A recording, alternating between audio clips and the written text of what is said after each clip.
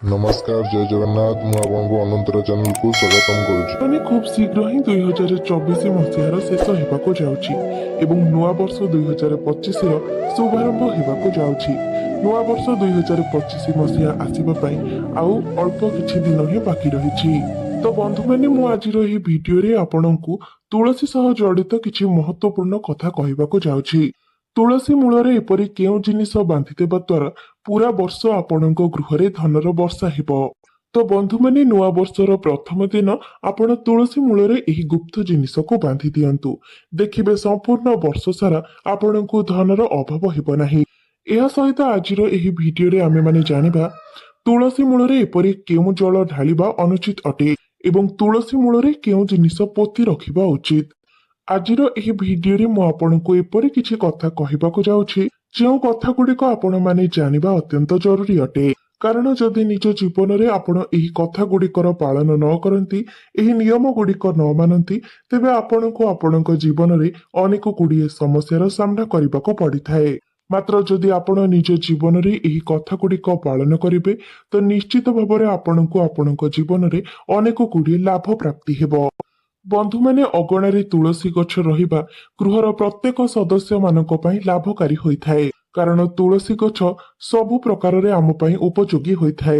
ପୌରାଣିକ ମାନ୍ୟତା ଅନୁସାରେ ତୁଳସୀ ଗଛରେ ମା ଲକ୍ଷ୍ମୀଙ୍କର ନିବାସ ହୋଇଥାଏ।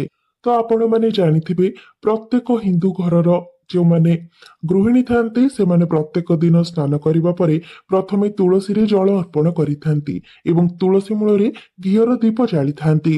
ଏବଂ ନିୟମିତ ଭାବରେ ତୁଳସୀ ଗଛର ପୂଜା କରିବା ଦ୍ୱାରା ଆପଣଙ୍କୁ ଢେର ସାରା ଲାଭ ମଧ୍ୟ ପ୍ରାପ୍ତି ହୋଇଥାଏ।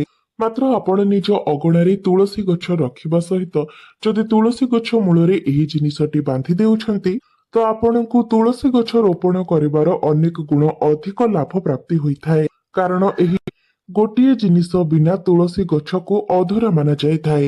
ଶାସ୍ତ୍ରରେ ଏହାର ସବୁଠାରୁ ଅଧିକ ମହତ୍ଵ ବର୍ଣ୍ଣନା କରାଯାଇଛି।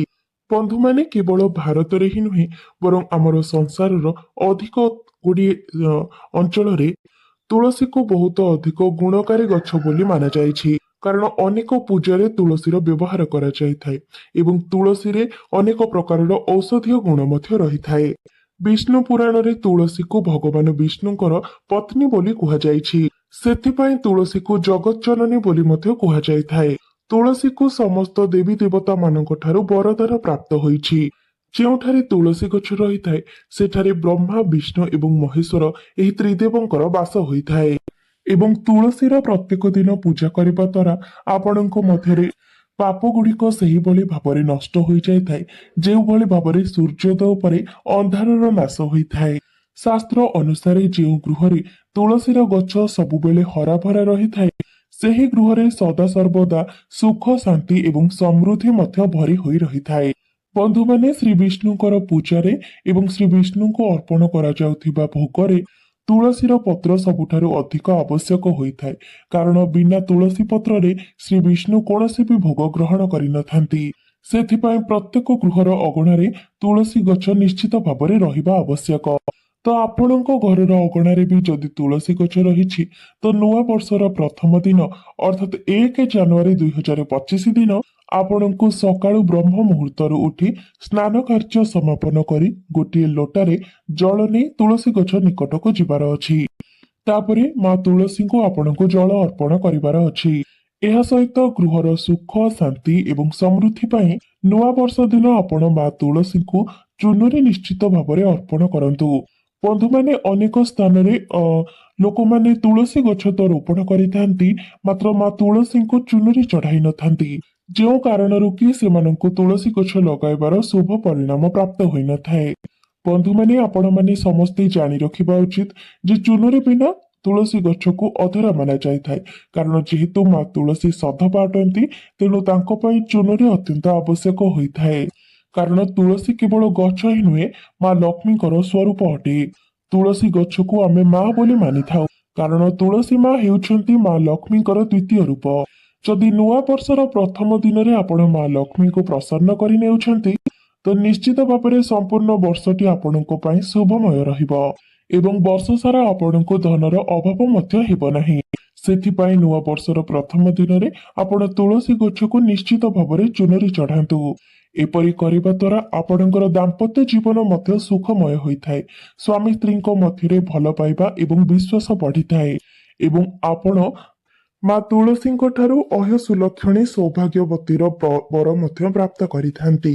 ମାତ୍ର ମା ତୁଳସୀଙ୍କୁ ଚୂନରେ ଚଢାଇବା ସମୟରେ ଆପଣଙ୍କୁ ଏହି କଥାର ଧ୍ୟାନ ରଖିବାର ଅଛି ଯେ ଆପଣଙ୍କୁ ମା ତୁଳସୀଙ୍କୁ ହଳଦିଆ ରଙ୍ଗର ଚୁନରି ଅର୍ପଣ କରିବାର ଅଛି। ମନେ ରଖନ୍ତୁ, ଆପଣ ଯେଉଁ ଚୁନରି ମାଙ୍କୁ ଚଢାଇବେ ତାହା ସମ୍ପୂର୍ଣ୍ଣ ରୂପରେ ଭଲ ଥିବା ଆବଶ୍ୟକ। କେଉଁଠାରୁ ଯେମିତି ଚିରି ନ ଯାଇଥାଏ କିମ୍ବା ଫାଟି ନ ଯାଇଥାଏ, ସେଥିପ୍ରତି ଆପଣ ଧ୍ୟାନ ଦେବା ଉଚିତ। କାରଣ ଏପରି କରିବା ଦ୍ୱାରା ଆପଣଙ୍କୁ ଅଶୁଭ ଫଳ ପ୍ରାପ୍ତି ହୋଇଥାଏ। ତ ବନ୍ଧୁମାନେ, ଆପଣ ନୂଆ ବର୍ଷର ପ୍ରଥମ ଦିନ ନିଶ୍ଚିତ ଭାବରେ ମା ତୁଳସୀଙ୍କୁ ଚୁନରି ଅର୍ପଣ କରନ୍ତୁ ଏବଂ ସର୍ବଦା ଯେମିତି ତୁଳସୀ ଗଛରେ ଚୁନରି ରହିଥାଏ ସେଥିପ୍ରତି ମଧ୍ୟ ଧ୍ୟାନ ଦିଅନ୍ତୁ। ଯେତେବେଳେ ଚୁନରିଟି ପୁରୁଣା ହୋଇଯିବ କିମ୍ବା ଖରାପ ହୋଇଯିବ, ସେତେବେଳେ ଆପଣ କୌଣସି ଭଲ ଦିନ ଦେଖି ପୁଣି ଚୁନରି ବଦଳାଇ ଦେବା ଉଚିତ। ଏହା ବ୍ୟତୀତ ଯେଉଁ ମନୁଷ୍ୟ ତୁଳସୀ ବିବାହ କରାଇଥାଏ, ସେହି ମନୁଷ୍ୟର ସବୁ ଦୁଃଖ କଷ୍ଟର ମଧ୍ୟ ଅନ୍ତ ହୋଇଥାଏ। ଏହା ବ୍ୟତୀତ ଆପଣଙ୍କୁ ସମସ୍ତ ପ୍ରକାରର ସାଂସାରିକ ସୁଖ ମଧ୍ୟ ପ୍ରାପ୍ତି ହୋଇଥାଏ। ବନ୍ଧୁମାନେ, କିଛି ବ୍ୟକ୍ତି ଜାଣତରେ କିମ୍ବା ଅଜାଣତରେ କିଛି ଏପରି ଜିନିଷ ତୁଳସୀ ଗଛ ନିକଟରେ ରଖିଦେଇଥାନ୍ତି ଯାହା ଫଳରେ ମା ତୁଳସୀଙ୍କର ଅପମାନ ହୋଇଥାଏ। ବନ୍ଧୁମାନେ, ତୁଳସୀ ଗଛ ବହୁତ ହିଁ ସମ୍ବେଦନଶୀଳ ହୋଇଥାଏ। ତୁଳସୀ ଗଛଟି ସବୁ ଗଛମାନଙ୍କ ମଧ୍ୟରେ ସବୁଠାରୁ ଅତି ପବିତ୍ର ଗଛ ହୋଇଥାଏ। ସେଥିପାଇଁ ତୁଳସୀ ଗଛର ବହୁତ ଧ୍ୟାନର ସହିତ ଯତ୍ନ ନେବାକୁ ପଡିଥାଏ, କାରଣ ତେବେ ଯାଇ ଆପଣଙ୍କୁ ଏହାର ଶୁଭ ଫଳ ପ୍ରାପ୍ତି ହୋଇଥାଏ। ସେଥିପାଇଁ ଭୁଲରେ ବି କେବେ ଆପଣ ତୁଳସୀ ଗଛ ନିକଟରେ ଖରାପ କଥା କହିବା ମଧ୍ୟ ଅନୁଚିତ ଅଟେ। ଏହା ସହିତ ତୁଳସୀ ଗଛ ନିକଟରେ ଆପଣ ଭୁଲରେ ବି କେବେ ଜୋତା, ଚପଲ କିମ୍ବା ଝାଡୁ ପୋଛା ମଧ୍ୟ ରଖନ୍ତୁ ନାହିଁ। ଯେଉଁଠାରେ ତୁଳସୀ ଗଛ ରହିଥାଏ, ତୁଳସୀ ଗଛର ଆଖପାଖରେ ଛେପ ପକାଇବା ଦ୍ୱାରା ଘୋର ଅନର୍ଥ ହୋଇଥାଏ। ତୁଳସୀ ଗଛ ନିକଟରେ ଜଳ ଭରା ପାତ୍ର ରଖିବା ମଧ୍ୟ ଉଚିତ ନୁହେଁ। ଏବଂ ସବୁଠାରୁ ଗୁରୁତ୍ୱପୂର୍ଣ୍ଣ କଥା ହେଉଛି, ଯେତେବେଳେ ଆପଣ ତୁଳସୀ ଗଛ ମୂଳରେ ଦୀପ ଜଳାଉଛନ୍ତି, ତ ଦୀପ ଜଳି ସାରିବା ପରେ ସେଠୁ ଆପଣ ଦୀପକୁ ନେଇଯିବା ଉଚିତ।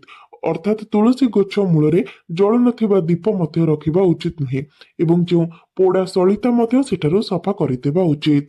ତୁଳସୀ ଗଛ ମୂଳରେ ଲିଭି ଯାଇଥିବା ଦୀପ ରଖିବା ବହୁତ ଅଶୁଭ ମାନାଯାଇଥାଏ। ଯେଉଁ ସ୍ଥାନରେ ତୁଳସୀ ଗଛ ରହିଥାଏ, ତ ତାର ଆଖପାଖକୁ ସର୍ବଦା ପରିଷ୍କାର ପରିଚ୍ଛନ୍ନ ରଖିବା ଉଚିତ।